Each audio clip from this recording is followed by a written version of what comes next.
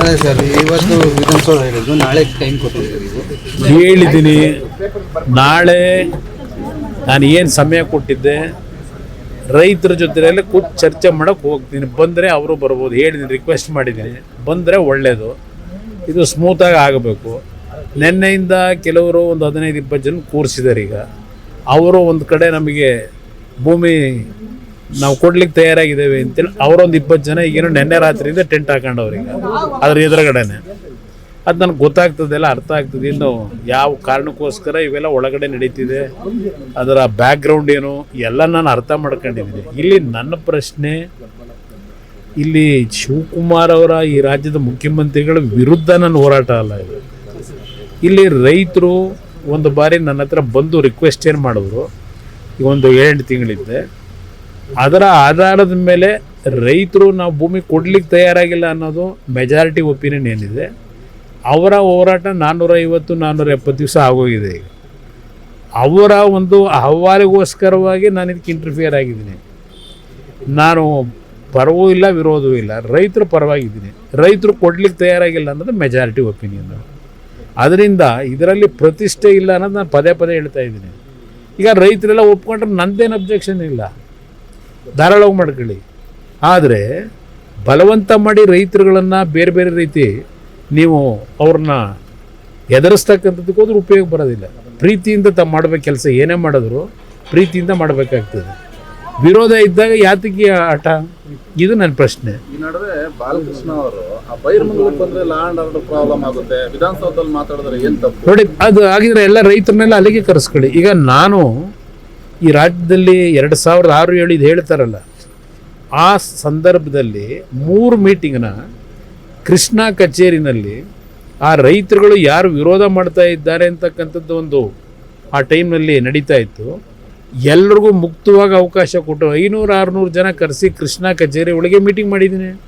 3 ಬಾರಿ ಮೀಟಿಂಗ್ ಮಾಡಿದ್ದೀನಿ ರೈತರ ಹತ್ರ, ಅವ್ರಿಗೆಲ್ಲ ಎಕ್ಸ್ಪ್ಲೈನ್ ಮಾಡಿದ್ದೀನಿ. ನಾನು ಆ ರೀತಿ ನಡ್ಕೊಂಡೆ. ತರಾತುರಿ ನಾವೇನು ಮಾಡಲಿಕ್ಕೂ ಹೋಗಲಿಲ್ಲ. ರೈತರದ್ದು ವಿರೋಧ ಜೊತೆಗೆ ಈಗ ಇವರು ಕಾಂಗ್ರೆಸ್ನ ನಾಯಕರುಗಳೇ ಆ ಟೈಮಲ್ಲಿ ಏನೇನು ವಿರೋಧ ಮಾಡಿ ಅಸೆಂಬ್ಲಿಯೊಳಗೆ ಚರ್ಚೆ ಮಾಡೋರು ದಾಖಲೆ ಇದೆ.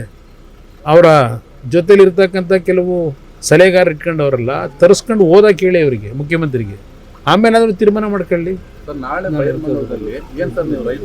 ಈಗ ನಾನು ರೈತರಿಗೆ ಬೆಂಬಲ ಕೊಡಲಿಕ್ಕೆ, ಅವ್ರ ಹೋರಾಟಕ್ಕೆ ಅವ್ರೇನು ನನ್ನಿಂದ ನಿರೀಕ್ಷೆ ಮಾಡ್ತಾರೆ ಹೋಗ್ತಿದ್ದೀನಿ. ಅಲ್ಲೇನಾಗಲ್ಲ, ಕೋರ್ಟ್ನಲ್ಲಿ ನ್ಯಾಯಾಲಯದ ಮುಂದೆ ಇಲ್ಲಾಗಿರತಕ್ಕಂಥ ಏನು ಒಂದು ಇವರೇ ತಂದಂಥ ಕಾನೂನು 2013ರಲ್ಲಿ ಇದೆ UPA ಸರ್ಕಾರದಲ್ಲಿ. ಆ ಕಾನೂನನ್ನು ಮೀರಿ ಇವರೇ ಈಗ ಮಾಡಲಿಕ್ಕೆ ಹೊರಟಿದ್ದಾರೆ. ಕಾನೂನು ವ್ಯಾಪ್ತಿ ಒಳಗೆ ಆ ರೈತರ ಪರವಾಗಿ ಏನು ಹೋರಾಟ ಮಾಡಬೇಕು, ಅದಕ್ಕೂ ಸಿದ್ಧತೆ ಮಾಡಬೇಕಲ್ಲ. ಇಲ್ಲಿ ಸಾಂಕೇತಿಕವಾಗಿ ಧರಣಿ ಮಾಡ್ಕೊಂಡೇನು ಕೂತಿದ್ದಾರೆ 470 ದಿವಸದಿಂದ.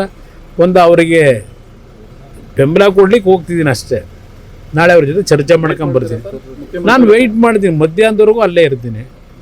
ಬಂದು ಅವ್ರು ಕೂತ್ಕೊಂಡು ಸುಗಮವಾಗಿ ಮಾಡ್ಕೊಂಡ್ರೆ ನಂದೇನು ಅಬ್ಜೆಕ್ಷನ್ ಇಲ್ಲ. ರೈತರೆಲ್ಲ ಒಪ್ಕೊಳ್ಳೋದಾದ್ರೆ ನಾಳೆ ಗಲಾಟೆ ಮಾಡೋಕೆ ಹೋಗ್ತಾ ಇದ್ದೀವಿ. ಅಲ್ಲಿ ಗಲಾಟೆ ಮಾಡ್ಸೋಕೆ ಕೊಟ್ಟಿರೋದು ಅವರಿಗೆ 144 ಸೆಕ್ಷನ್ ಹಾಕೋದಕ್ಕೆ ನನ್ನ ಅಭಿಪ್ರಾಯದಲ್ಲಿ. ಯಾಕೆಂದರೆ ನಿನ್ನೆ ಒಂದು 20 ಜನ ಕೂರಿಸ್ಕೊಂಡವ್ರೀಗ. ಅಲ್ಲಿ ಇಷ್ಟೆಲ್ಲ ಬೆಳವಣಿಗೆ ಆಗಿ ಅವ್ರು ಇಲ್ಲಿವರೆಗೆ ಕೊಟ್ಟಿರ್ತಕ್ಕಂಥ ಕಾಂಪನ್ಸೇಷನ್ ಎಷ್ಟು ಜನಕ್ಕೆ ಕೊಟ್ಟವ್ರೆ?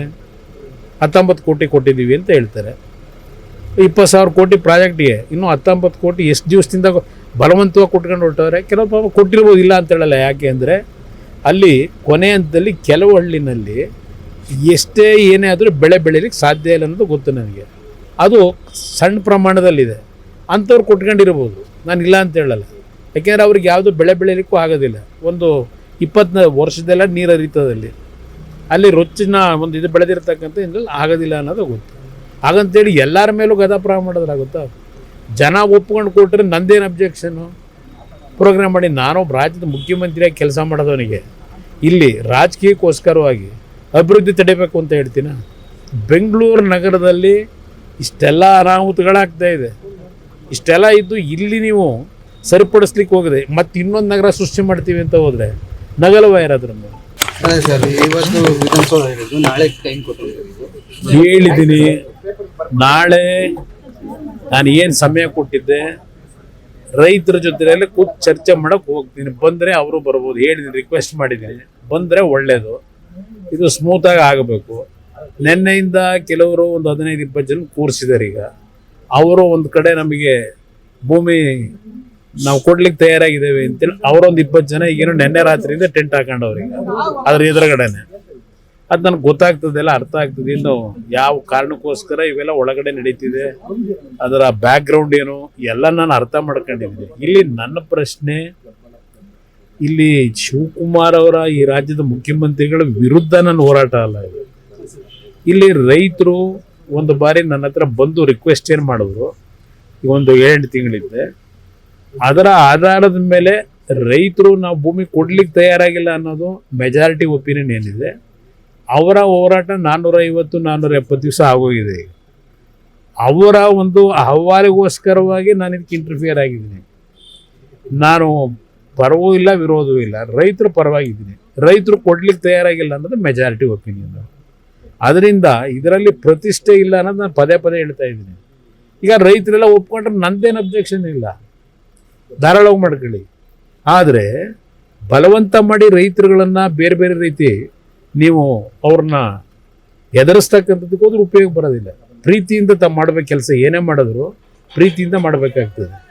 ವಿರೋಧ ಇದ್ದಾಗ ಯಾತಕ್ಕೆ ಆಟ, ಇದು ನನ್ನ ಪ್ರಶ್ನೆ. ಈ ನಡುವೆ ಬಾಲಕೃಷ್ಣ ಅವರು ಆ ಬೈರ್ಮಂಗಲಕ್ಕೆ ಬಂದ್ರೆ ಲಾ ಅಂಡ್ ಆರ್ಡರ್ ಪ್ರಾಬ್ಲಮ್ ಆಗುತ್ತೆ, ವಿಧಾನಸೌಧದಲ್ಲಿ ಮಾತಾಡಿದ್ರೆ ಏನ್ ತಪ್ಪು? ನೋಡಿ, ಅದು ಆಗಿದ್ರೆ ಎಲ್ಲ ರೈತರನ್ನೆಲ್ಲ ಅಲ್ಲಿಗೆ ಕರೆಸ್ಕೊಳ್ಳಿ. ಈಗ ನಾನು ಈ ರಾಜ್ಯದಲ್ಲಿ 2006-7 ಇದು ಹೇಳ್ತಾರಲ್ಲ, ಆ ಸಂದರ್ಭದಲ್ಲಿ 3 ಮೀಟಿಂಗ್ನ ಕೃಷ್ಣಾ ಕಚೇರಿನಲ್ಲಿ ಆ ರೈತರುಗಳು ಯಾರು ವಿರೋಧ ಮಾಡ್ತಾ ಇದ್ದಾರೆ ಅಂತಕ್ಕಂಥದ್ದು ಒಂದು ಆ ಟೈಮ್ನಲ್ಲಿ ನಡೀತಾ ಇತ್ತು. ಎಲ್ರಿಗೂ ಮುಕ್ತವಾಗಿ ಅವಕಾಶ ಕೊಟ್ಟು 500-600 ಜನ ಕರೆಸಿ ಕೃಷ್ಣಾ ಕಚೇರಿ ಒಳಗೆ ಮೀಟಿಂಗ್ ಮಾಡಿದ್ದೀನಿ. 3 ಬಾರಿ ಮೀಟಿಂಗ್ ಮಾಡಿದ್ದೀನಿ ರೈತರ ಹತ್ರ, ಅವ್ರಿಗೆಲ್ಲ ಎಕ್ಸ್ಪ್ಲೈನ್ ಮಾಡಿದ್ದೀನಿ. ನಾನು ಆ ರೀತಿ ನಡ್ಕೊಂಡೆ. ತರಾತುರಿಲಿ ನಾವೇನು ಮಾಡ್ಲಿಕ್ಕೂ ಹೋಗಲಿಲ್ಲ. ರೈತರದ್ದು ವಿರೋಧ ಜೊತೆಗೆ ಈಗ ಇವ್ರು ಕಾಂಗ್ರೆಸ್ನ ನಾಯಕರುಗಳೇ ಆ ಟೈಮಲ್ಲಿ ಏನೇನು ವಿರೋಧ ಮಾಡಿ ಅಸೆಂಬ್ಲಿ ಚರ್ಚೆ ಮಾಡೋರು ದಾಖಲೆ ಇದೆ. ಅವರ ಜೊತೆಲಿರ್ತಕ್ಕಂಥ ಕೆಲವು ಸಲಹೆಗಾರ ಇಟ್ಕೊಂಡವರೆಲ್ಲ ತರಿಸ್ಕೊಂಡು ಓದಕ್ಕೆ ಹೇಳಿ ಅವರಿಗೆ, ಮುಖ್ಯಮಂತ್ರಿಗೆ. ಆಮೇಲೆ ಅದನ್ನು ತೀರ್ಮಾನ ಮಾಡ್ಕೊಳ್ಳಿ. ನಾಳೆ ಬೈರ್ಮಂಗಲದಲ್ಲಿ ಏನ್ ಸರ್ ನೀವು ರೈತರ ಜೊತೆ ಈಗ ನಾನು ರೈತರಿಗೆ ಬೆಂಬಲ ಕೊಡಲಿಕ್ಕೆ, ಅವ್ರ ಹೋರಾಟಕ್ಕೆ ಅವ್ರೇನು ನನ್ನಿಂದ ನಿರೀಕ್ಷೆ ಮಾಡ್ತಾರೆ ಹೋಗ್ತಿದ್ದೀನಿ. ಅಲ್ಲೇನಾಗಲ್ಲ, ಕೋರ್ಟ್ನಲ್ಲಿ ನ್ಯಾಯಾಲಯದ ಮುಂದೆ ಇಲ್ಲಿ ಆಗಿರತಕ್ಕಂಥ ಏನು ಒಂದು ಇವರೇ ತಂದಂಥ ಕಾನೂನು 2013ರಲ್ಲಿ ಇದೆ UPA ಸರ್ಕಾರದಲ್ಲಿ. ಆ ಕಾನೂನನ್ನ ಮೀರಿ ಇವರೇ ಈಗ ಮಾಡಲಿಕ್ಕೆ ಹೊರಟಿದ್ದಾರೆ. ಕಾನೂನು ವ್ಯಾಪ್ತಿ ಒಳಗೆ ಆ ರೈತರ ಪರವಾಗಿ ಏನು ಹೋರಾಟ ಮಾಡಬೇಕು, ಅದಕ್ಕೂ ಸಿದ್ಧತೆ ಮಾಡಬೇಕಲ್ಲ. ಇಲ್ಲಿ ಸಾಂಕೇತಿಕವಾಗಿ ಧರಣಿ ಮಾಡ್ಕೊಂಡು ಏನು ಕೂತಿದ್ದಾರೆ 470 ದಿವಸದಿಂದ, ಒಂದು ಅವರಿಗೆ ಬೆಂಬಲ ಕೊಡ್ಲಿಕ್ಕೆ ಹೋಗ್ತಿದ್ದೀನಿ ಅಷ್ಟೇ. ನಾಳೆ ಅವ್ರ ಜೊತೆ ಚರ್ಚೆ ಮಾಡ್ಕೊಂಡು ಬರ್ತೀನಿ. ನಾನು ವೆಯ್ಟ್ ಮಾಡ್ತೀನಿ, ಮಧ್ಯಾಹ್ನದವರೆಗೂ ಅಲ್ಲೇ ಇರ್ತೀನಿ. ಬಂದು ಅವ್ರು ಕೂತ್ಕೊಂಡು ಸುಗಮವಾಗಿ ಮಾಡ್ಕೊಂಡ್ರೆ ನಂದೇನು ಅಬ್ಜೆಕ್ಷನ್ ಇಲ್ಲ. ರೈತರೆಲ್ಲ ಒಪ್ಕೊಳ್ಳೋದಾದ್ರೆ ನಾಳೆ ಗಲಾಟೆ ಮಾಡೋಕೆ ಹೋಗ್ತಾ ಇದ್ದೀವಿ. ಅಲ್ಲಿ ಗಲಾಟೆ ಮಾಡ್ಸೋಕೆ ಕೊಟ್ಟಿರೋದು ಅವರಿಗೆ 144 ಸೆಕ್ಷನ್ ಹಾಕೋದಕ್ಕೆ ನನ್ನ ಅಭಿಪ್ರಾಯದಲ್ಲಿ. ಯಾಕೆಂದರೆ ನಿನ್ನೆ ಒಂದು 20 ಜನ ಕೂರಿಸ್ಕೊಂಡವ್ರೀಗ. ಅಲ್ಲಿ ಇಷ್ಟೆಲ್ಲ ಬೆಳವಣಿಗೆ ಆಗಿ ಅವ್ರು ಇಲ್ಲಿವರೆಗೆ ಕೊಟ್ಟಿರ್ತಕ್ಕಂಥ ಕಾಂಪನ್ಸೇಷನ್ ಎಷ್ಟು ಜನಕ್ಕೆ ಕೊಟ್ಟವ್ರೆ? 19 ಕೋಟಿ ಕೊಟ್ಟಿದ್ದೀವಿ ಅಂತ ಹೇಳ್ತಾರೆ.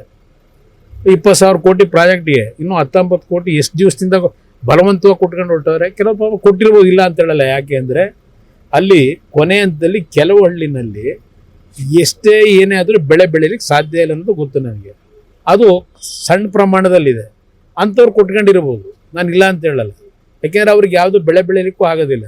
ಒಂದು 20 ವರ್ಷದೆಲ್ಲ ನೀರು ಹರಿತದಲ್ಲಿ ಅಲ್ಲಿ ರೊಚ್ಚಿನ ಒಂದು ಇದು ಬೆಳೆದಿರ್ತಕ್ಕಂಥ ಇದ್ರಲ್ಲಿ ಆಗೋದಿಲ್ಲ ಅನ್ನೋದು ಗೊತ್ತು. ಹಾಗಂತೇಳಿ ಎಲ್ಲರ ಮೇಲೂ ಗದಾಪ್ರಾಯ ಮಾಡೋದ್ರಾಗುತ್ತಾ? ಜನ ಒಪ್ಕೊಂಡು ಕೊಟ್ಟರೆ ನಂದೇನು ಅಬ್ಜೆಕ್ಷನ್ನು? ಪ್ರೋಗ್ರಾಮ್ ಮಾಡಿ ನಾನೊಬ್ಬ ರಾಜ್ಯದ ಮುಖ್ಯಮಂತ್ರಿಯಾಗಿ ಕೆಲಸ ಮಾಡೋದವನಿಗೆ ಇಲ್ಲಿ ರಾಜಕೀಯಕ್ಕೋಸ್ಕರವಾಗಿ ಅಭಿವೃದ್ಧಿ ತಡಿಬೇಕು ಅಂತ ಹೇಳ್ತೀನಿ. ಬೆಂಗಳೂರು ನಗರದಲ್ಲಿ ಇಷ್ಟೆಲ್ಲ ಅನಾಹುತಗಳಾಗ್ತಾ ಇದೆ. ಇಷ್ಟೆಲ್ಲ ಇದ್ದು ಇಲ್ಲಿ ನೀವು ಸರಿಪಡಿಸ್ಲಿಕ್ಕೆ ಹೋಗಿದೆ ಮತ್ತೆ ಇನ್ನೊಂದು ನಗರ ಸೃಷ್ಟಿ ಮಾಡ್ತೀವಿ ಅಂತ ಹೋದರೆ ನಗಲವ ಯಾರಾದ್ರೂ.